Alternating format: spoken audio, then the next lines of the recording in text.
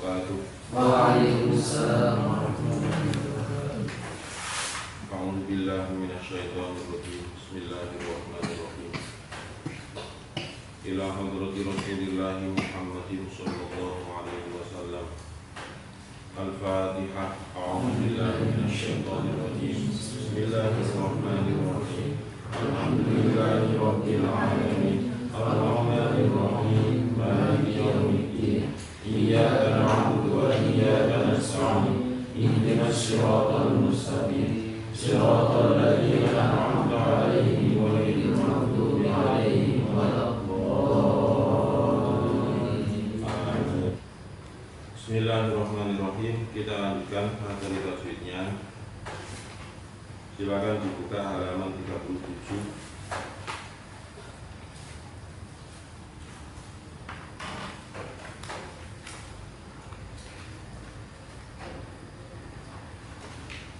Kalau kemarin sudah saya jelaskan sedikit mengenai pengertian dari makharijul huruf.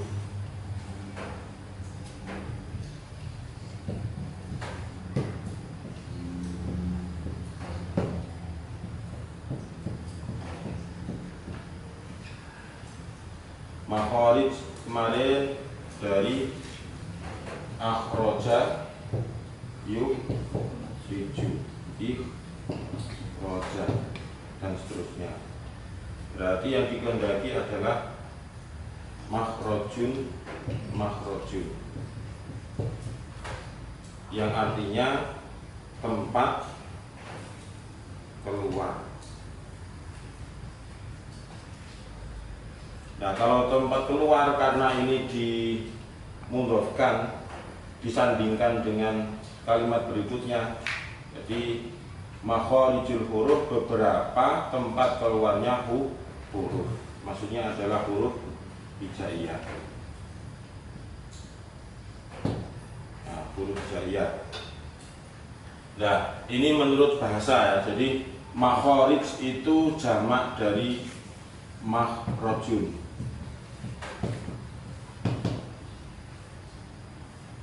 Ketika dijamakkan menjadi makharij. Kalau di mufradkan ya makhrajul huruf.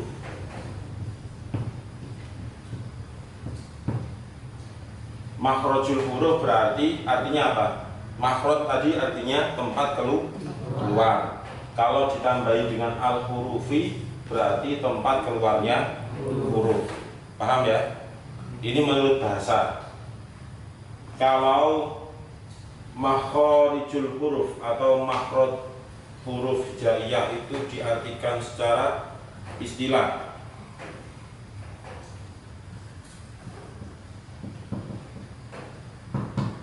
Nah, silakan dibaca, di situ tertulis.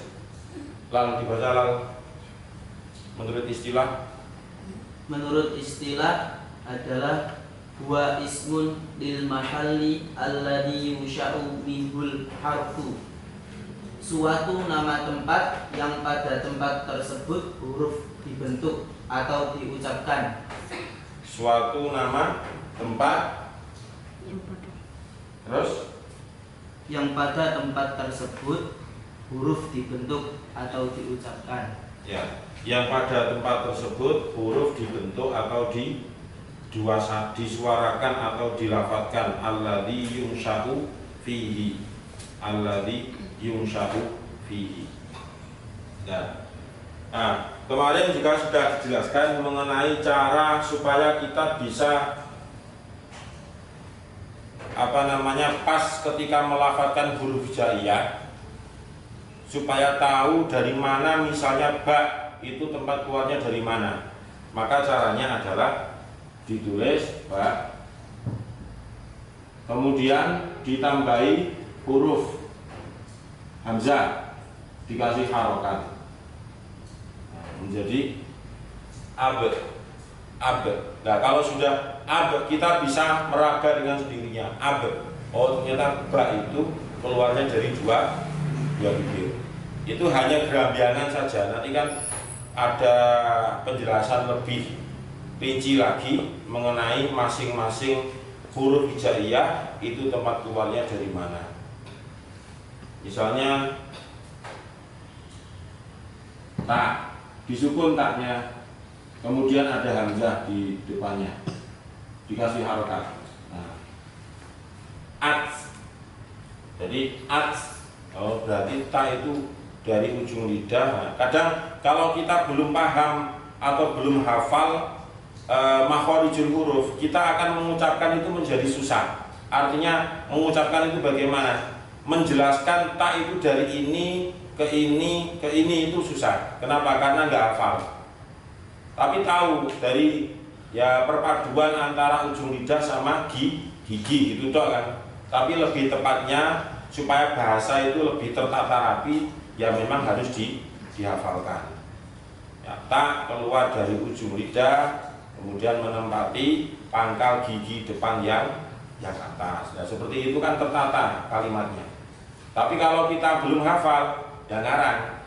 Perpaduan antara ujung lidah dengan gigi depan. Nah, gigi depan nanti pertanyaan, gigi depannya atas atau gigi depan yang bawah.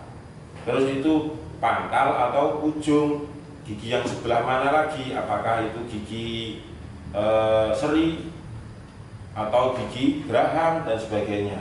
Tapi kalau sudah tertata dengan baik kalimat atau redaksinya tadi, maka itu sangat membantu untuk bisa lebih paham mengenai makhorijul huruf ini. Nah, makanya ketika kita sebelum fasohah itu kita biasakan ya seperti a, i, u, ba.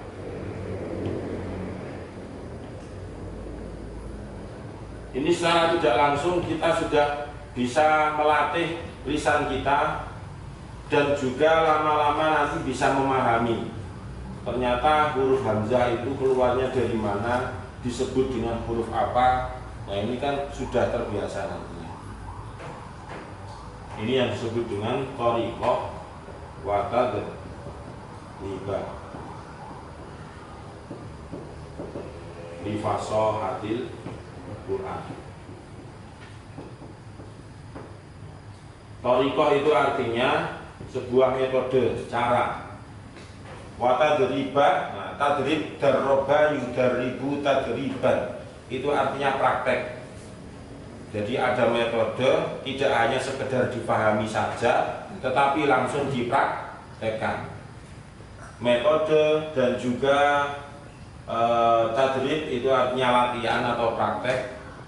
Li fasohatil Quran, untuk fasohah Al-Quran, maksudnya menfasihkan huruf di dalam membaca Al-Quran. Contoh kemarin sudah kita dapat beberapa huruf. Yang paling atas itu kan huruf alif. Kemudian bawahnya huruf alif ada huruf shad. Bawahnya huruf shad ada huruf sin. Bawahnya huruf sin ada huruf za. Nah, tiga huruf ini serumpun. Nanti bawahnya lagi ada huruf dha. Nah, ini sendirian, nggak punya teman. Jadi rata-rata huruf hijaiyah itu 29 huruf hijaiyah. Saya mengatakan 29 kenapa? Karena kita sedang membahas tentang makhraj. Jadi huruf hijaiyah itu ketika dibahas dari segi makhraj dan sifat ada 29. Tetapi ketika huruf hijaiyah dilihat dari segi nun sukun atau tanwin, maka hanya 28. Jadi ada perbedaan. Lah perbedaannya di mana? Ya ini ada alif ini kalau di makhraj. Kalau di nun sukun atau tanwin, apa hukum bacaan yang dengung, idhar dan sebagainya itu tidak ada alif. Jadi tidak ada. Nah, alif ini yang disebut dengan huruf jaufiyah. Nah, shad kemarin sudah kita praktekkan, kemudian sin, kemudian za. Walaupun semuanya belum bisa sempurna, tetapi kan yang namanya latihan itu tetap aja salah ataupun benar tetap dipraktekkan supaya nanti bisa terampil, supaya nanti bisa terbiasa. Nah, coba kita praktekkan. Ayo. So si su bas, So si su bas, so si su bas, so si su bas, so si su bas, so si su bas, so si su bas, so si su bas, so si su bas, so si su bas, so si su bas. so si su bas. Itu mengucapkan huruf shad. Jadi mengucapkan huruf shad itu kalau kita biasa mendengar dari guru-guru kita yang dulu, mungkin dari desa, dari kampungnya sendiri-sendiri, harus mencucu. Nah, sekarang saya kasih pemahaman, yang dimaksud mencucu itu bukan dua bibirnya monyong ke depan, bukan. Ya, bukan seperti itu. Tetapi yang dimaksud dengan mencucu itu adalah penekanan suara dari dalam, saking kuatnya huruf shad itu. Tetapi kedua bibir nggak usah mencucu. Itu huruf shad. Jadi nggak usah so si su bas, bukan begitu, bukan. Cukup so si su bas, so si su bas, so si su bas. Nah, seperti itu. Ya. Coba diulang. So si su bas, So si su bas, so si su bas, so si su bas, so si su bas, so si su bas, so si su bas, so si su bas, so si su bas, so si su bas, so si su bas, so si su bas, so si su bas, so si su bas, so si su bas, so si su bas, so si su bas, so si su bas, so si su bas. so si su bas. Nah, kita lanjutkan di halaman 37. Bismillahirrahmanirrahim. Bismillahirrahmanirrahim. Menurut pendapat yang masyhur Menurut pendapat yang masyhur atau terkenal, yaitu pendapat Syekh Khalil bin Ahmad An-Nahwi yaitu pendapat Syekh Khalil bin Ahmad An-Nahwi dan kebanyakan ahlul qurra dan kebanyakan ahlul qurra dan ahli nahwu, dan ahli nahwu termasuk Ibnul Jazari, termasuk Ibnul Jazari, bahwa jumlah makharijul huruf bahwa jumlah makharijul huruf secara terperinci terbagi menjadi 17 tempat. terbagi menjadi 17 tempat. Sedang jika disederhanakan maka menjadi 5 bagian,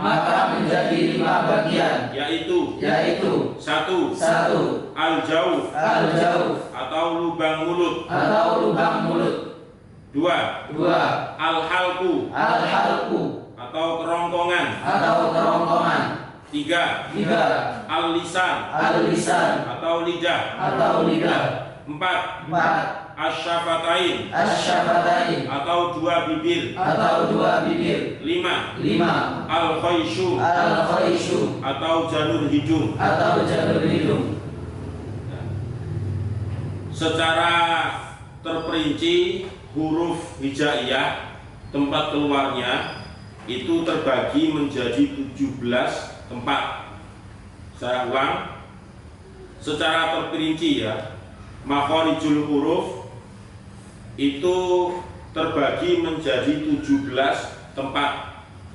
Dari 17 tempat, sebagaimana yang ada di daftar kolom itu, ada nomor, ada bagian, nah terbagi itu kan jumlah akhirnya 17. Nah itu yang dimaksud secara garis besarnya, apa secara terperinci?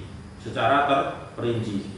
Kemudian diglobalkan, disederhanakan, masing-masing itu menjadi 5 bagian, yaitu al-jawf. Al-jawf itu artinya lubang mulut, hurufnya ada 1, yaitu apa? Alif ya, al-jawf. Kemudian yang kedua ada al-halqu atau kerongkongan atau tenggorokan. terbagi menjadi 3. Nanti ada pembagian al-halqu itu aksol halqi, ada adnal halqi, ada wastul halqi, ada tenggorokan yang bagian bawah, tengah, dan atas. Hurufnya ada 6. Kemudian yang nomor 3 al-lisan atau lidah. Dari sinilah makhorijul huruf itu terbagi menjadi 10 bagian sendiri. Jadi ada ujung lidah, kemudian ada pangkal peti lidah, ada pangkal lidah mendekati tenggorokan, yaitu makrotnya apa? Qaf dan kaf. Kemudian ada tengah-tengah lidah seperti makrotnya jim, makrotnya shin, dan makrotnya ya. Nah, itu dari al-lisan ini semuanya dirinci menjadi 10 nantinya. Hurufnya ada 18. Yang nomor 4 yaitu asyafatain atau dua bibir, terbagi menjadi 2. Jumlah hurufnya ada 4, yaitu ba, wawu, fa, dan mim. Kemudian yang kelima al-khayshum atau jalur hidung. Jalur hidung terbagi menjadi 1 bagian. Jumlah hurufnya enggak punya huruf secara jelas seperti yang lain, tidak ada. Cuma yang dimaksud dengan al-khayshum itu adalah ketika kita membaca dengung. Contoh membaca nun tasdid dan mim tasdid, itu kan pasti mengandung dengung. Nah, itulah yang dimaksud dengan al-khayshum, yaitu jalur hidung. Dan dia tidak punya huruf yang bisa berdiri sendiri, nggak bisa. Adanya bagaimana? Ya harus mendatangkan harokat, yaitu tasdid. Mim ditasdid, kemudian nun ditasdid. Maka itu yang disebut dengan al-khayshum atau jalur hidung. Nah, pembagian secara terperinci itu nanti akan menjadi 17 makhorijul huruf. Kemudian jumlah hurufnya hijaiyah itu ada 29 huruf. Nah, saya ulang secara garis besar, makhorijul huruf itu jumlahnya hanya ada 5. Yang pertama yaitu al-jauh. Artinya al-jauh adalah ya lubang mulut. Kemudian yang nomor 2 yaitu al-halqu, artinya ya kerongkongan atau tenggorokan. Yang ketiga al-lisan, artinya lidah. Yang keempat asyafatain, artinya 2 bibir. Yang kelima al-khayshum atau jalur hidung. Jadi al-jauh, kemudian al-halqu, kemudian al-lisan, kemudian asyafatain, dan yang kelima adalah al-khayshum. Itu secara garis besarnya tempat-tempat keluarnya huruf hijaiyah. Coba kamu yang kamu sebutkan. Yang pertama al-jauh atau lubang mulut. Terus yang kedua al-halqu atau kerongkongan. Yang ketiga al-lisan, lidah. Yang keempat asyafatain, 2 bibir. Yang kelima al-khayshum atau jalur hidung. Ya. Coba sekarang buku tajwidnya ditutup dulu supaya melekat maksud saya. Yang pertama Ruh, al-jauh, artinya lubang mulut.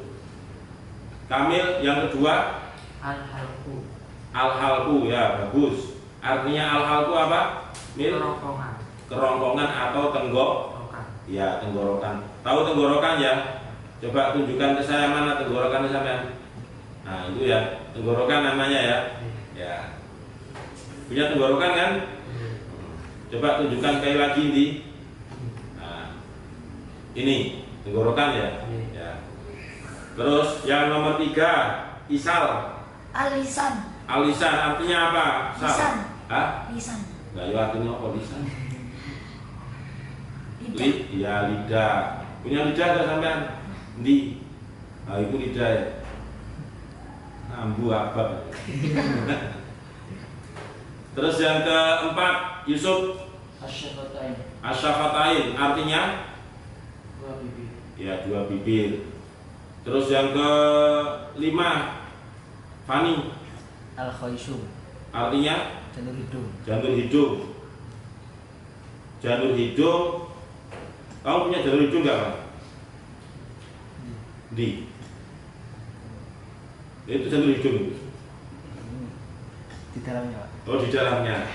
Ya, kalau ditanya janur hidung itu yang memang nggak bisa kelihatan. Kita nggak bisa menunjukkan janur hidung. Kita bisa mendengarkan suaranya saja. Tapi wujudnya kita belum pernah tahu. Seperti yang biasa kita keluarkan setiap hari itu. Ya, tentu itu kan kita hanya sebatas dengar suaranya. Tapi apakah ketika mulai kita lahir sampai hari ini ada yang pernah tahu warna kentut kita itu apa? Ya, itu sama dengan al-khayshum. Pernah ngerti ya? Untuk warna apa? Iya, bontang-bontang loh. Nah, kita lanjut. Jika terdapat huruf yang sama dalam makhrajnya, ayo. Jika terdapat huruf yang sama dalam makhrajnya, Maka dalam hal ini yang bisa membedakan adalah sifat-sifatnya. Jika terdapat huruf yang sama dalam makhrajnya, maka dalam hal ini yang bisa membedakan adalah sifat-sifatnya. Sebaliknya, jika ada huruf yang sama dalam sifatnya, yang bisa membedakan adalah makhrajnya. Sebaliknya, jika ada huruf yang sama dalam sifatnya, yang bisa membedakan adalah makhrajnya. Nah, penjelasan selanjutnya, jika terdapat huruf yang sama dalam makhrajnya, seperti tadi yang saya tulis antara shad, kemudian sin, kemudian za, itu kalau di halaman 43 sama makhrajnya. Di kolom yang halaman 43, shad, sin, dan za, tiga-tiganya sama, yaitu keluar dari ujung lidah serta menepati dengan ujung kedua gigi taring yang bawah. Itu makhraj shad, sin, dan za. Tetapi antara shad, kemudian sin, dan za itu pasti nanti ada perbedaan sifatul huruf. Shad, sin, dan za itu pasti nanti ada perbedaan sifatul huruf. Contohnya, shad itu mempunyai sifatul huruf yang sangat kuat, diantaranya adalah istilah. Jadi istilah. Kemudian huruf sin dan juga huruf za itu tidak masuk ke dalam sifatul huruf yang namanya istilah. Nah, itu contohnya. Jadi jika ada huruf yang sama makhraj, itu pasti nanti sifatnya berbeda.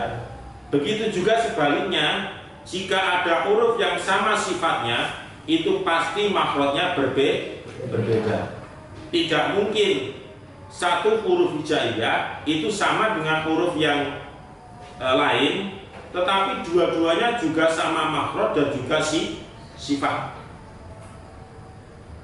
Jangan berbicara ketika huruf yang dimaksud adalah za dengan za, itu namanya bukan bukan perbandingan tetapi persamaan. Contoh ketika kita masuk di pembahasan idgham mutamasilan, itu kan ada ba mati bertemu dengan ba. Karena definisi atau ciri dari idgham mutamasilan itu adalah jika ada dua huruf yang sama baik makhraj maupun sifat. Tetapi kalau sudah berpindah ke idgham mutajanisan dan mutaqariban, di sana tidak ada. Yang tertulis adalah kalau mutajanisan jika ada dua huruf yang sama makhraj tapi beda sifat. Contohnya apa? Yang sama makhraj tapi beda sifat. Contohnya apa? Contohnya adalah tok sukun bertemu dengan ta, atau dal sukun bertemu dengan ta. Antara dal dengan ta itu sama-sama satu makhraj, yaitu dari ujung lidah menempel ke pangkal gigi yang atas. Tetapi antara dal dengan ta itu pasti berbeda sifatul hurufnya. Itu pasti. Makanya dalam huruf hijaiyah antara makhraj dan sifat ini seakan-akan seperti kalau di kedisiplinan ilmu itu ya ada nahwu shorof, nggak bisa dipisah. Jadi harus beriringan terus gitu. Ya, harus beriringan. Jadi ada makhorijul huruf, ada sifatul huruf, ada nahwu, ya ada shorof. Itu sudah gandengane, jangan dipisahkan. Nah, ini kita mulai dari makhraj dulu, dipahamkan betul. Nanti kalau sudah paham menyeluruh dari makhorijul huruf, baru kita melanjutkan ke sifatul huruf. Dan ini materi yang lumayan membutuhkan pemahaman yang agak lama. Karena kenapa? Karena materi ini rata-rata didapat oleh orang yang mengaji Al-Quran itu ketika sudah bab di akhir. Bab awal itu kan rata-rata mudah, pengertian nun, pengertian tanwin. Nah, kalau di akhir itu sudah berat pemahamannya. Semoga kita bisa memahami secara keseluruhan. Amin ya rabbal alamin. Shadaqallah. Allah